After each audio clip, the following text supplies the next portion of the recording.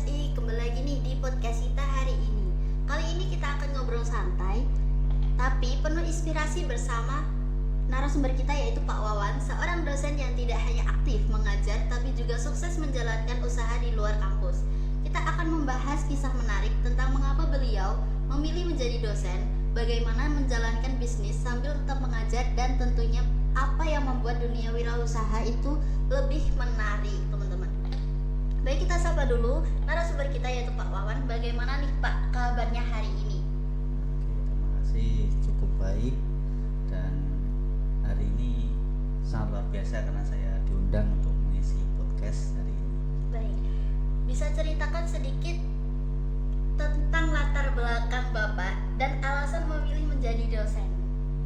Oke, alasannya ya, yang pertama jujur saya dulu awal jadi saya tidak nyangka hari ini bisa jadi dosen.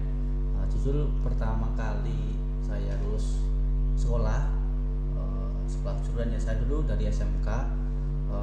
Yang saya pikirkan ya setelah lulus sekolah ya bekerja pada umumnya, terima gaji, kemudian ya bekerja di perusahaan ataupun yang lainnya. Nah terus pada waktu itu ada iseng-iseng nih daftar beasiswa. Nah kemudian ya terima beasiswa, kemudian kuliah, dan sampai saat ini ternyata ya caranya hidup menjadi dosen.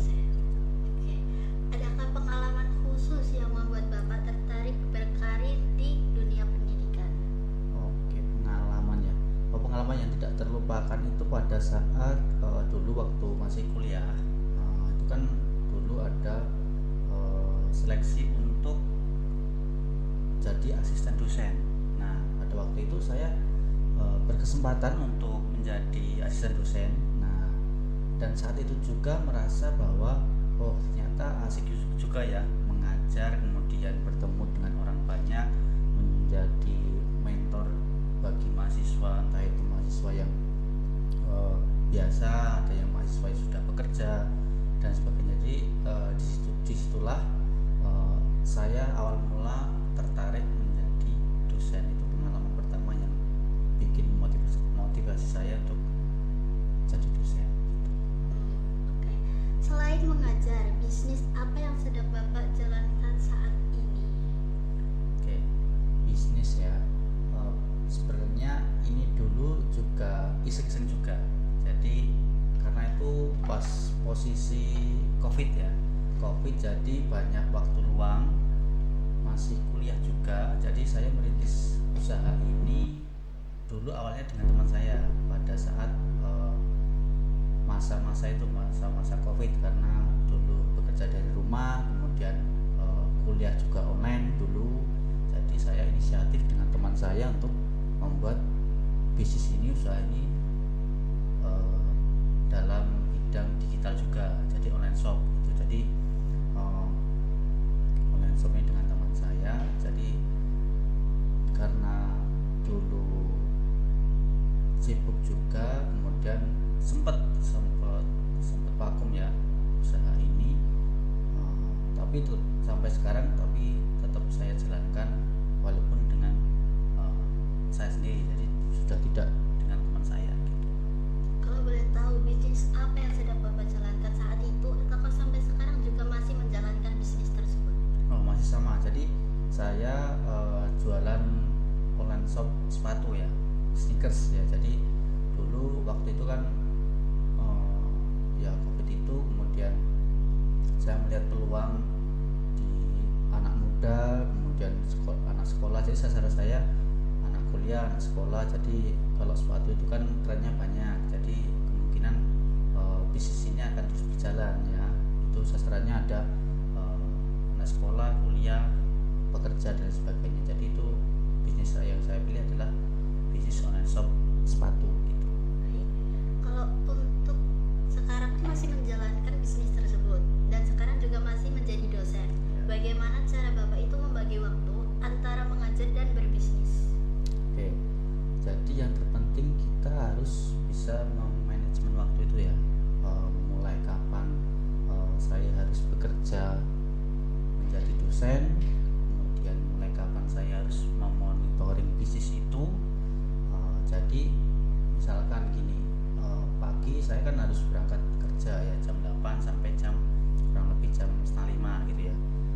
Nah di saat itulah ya saya fokus untuk menjadi dosen dan karyawan, jadi bekerja sesuai dengan kerja saya itu. Kemudian ketika pekerjaan online shop itu ya saya kerjakan setelah bekerja dari kampus gitu. Jadi malam saya membagi tugas itu untuk manage online shop itu, yang mulai dari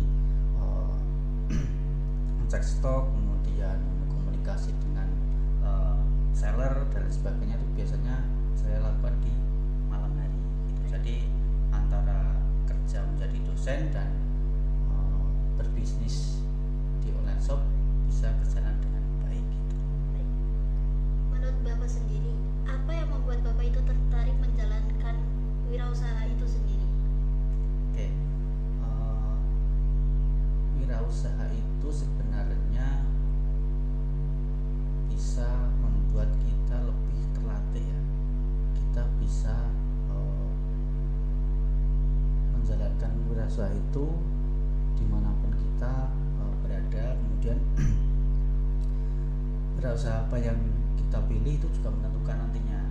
Misalnya kan kita kalau saya sendiri ya, saya sendiri milih online shop karena kan kalau online shop bisa fleksibel tadi, walaupun saya tidak punya barangnya langsung, tapi ada orang sendiri yang mengurus itu, jadi ada seller dan sebagainya. Jadi menurut saya berwirausaha itu sangat penting dalam pengembangan diri juga.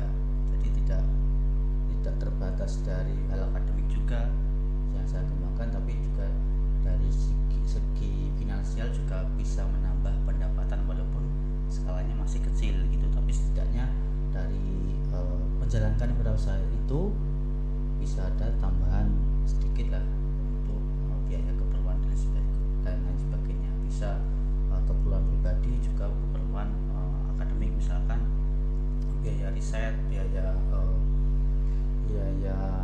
publikasi dan lain sebagainya. Jadi masih ada banyak gitu.